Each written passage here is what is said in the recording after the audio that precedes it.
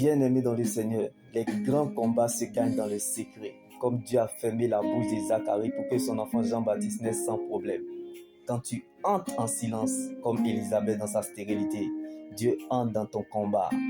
Donc, le silence de Dieu attire le silence de l'homme. Car ce que Dieu fait pour nous dans le secret est plus grand que ce que nous regardons ou traversons. Donc, rachetons le temps, car le moment fixé est proche. Celui qui te déclare juste, l'esprit de la vérité, il te conduira dans toute la vérité. Car il ne parlera pas de lui-même, mais il dira tout ce qu'il aura entendu et vous annoncera les choses à venir. Comme Zacharie dans l'humiliation et Élisabeth dans la honte. La promesse de Dieu ne ment pas. Elle ne meurt pas. Elle ne pourrit pas. Elle n'est pas périmée. Elle n'a pas de date de péremption. Elle n'a pas d'âge, mais elle est un destinataire. Comme Élisabeth dans la honte de sa stérilité, ne savait pas qu'elle allait enfanter son Jean-Baptiste.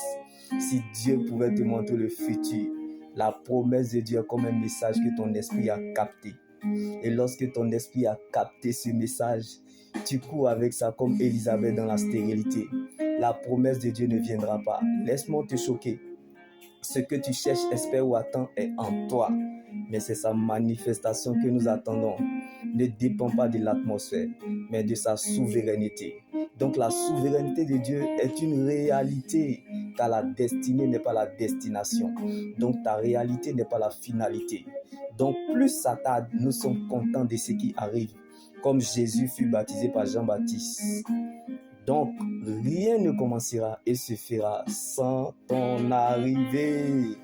Si cette situation refuse d'entendre le langage humain, elle entendra le langage divin. Élisabeth, on peut te ralentir et t'affaiblir, mais la promesse de Dieu qui est en toi se chargera de te réveiller. Championne, la promesse en toi ne rentrera pas au Père sans avoir accompli sa mission sur la terre, comme Jésus fut baptisé par Jean-Baptiste.